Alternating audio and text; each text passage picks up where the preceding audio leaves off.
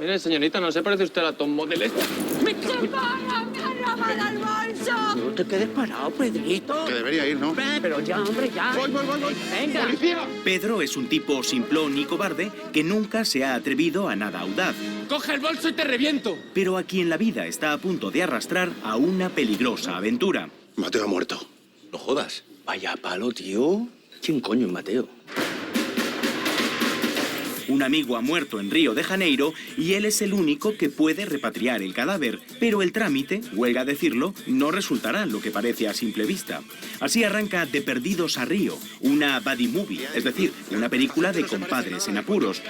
Aunque su director, Joaquín Mazón, da un paso más y la califica de comedia gañana. No. Este culo no es Mateo. Gañana totalmente, vamos, yo soy muy gañán.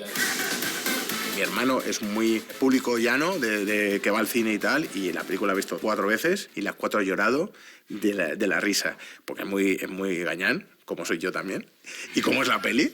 Comedia gañana, o sea, yo no lo habría dicho, pues lo dice Joaquín Yo tampoco Mazón, lo vamos habría con dicho, él, o sea, fíjate que yo, joder. que soy un gañán. No es que sea un gañán, pero interpreta a un gañán. Entre cliché y cliché emerge, dice el equipo, el alma de la película, que es, según ellos, derribar estereotipos y democratizar el chiste para que nadie se ofenda. Y si me dejas, pues te marco un penalti. Españoles.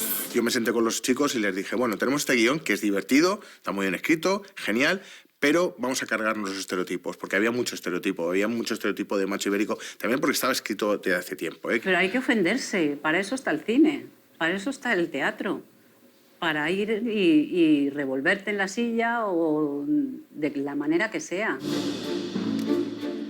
¡Quieto ahí! Me estás ensuciando los fregados.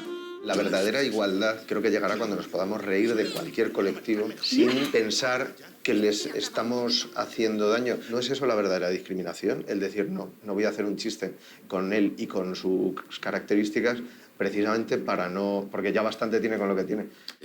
Quebrar un dedo. No tenía que haber venido, tías.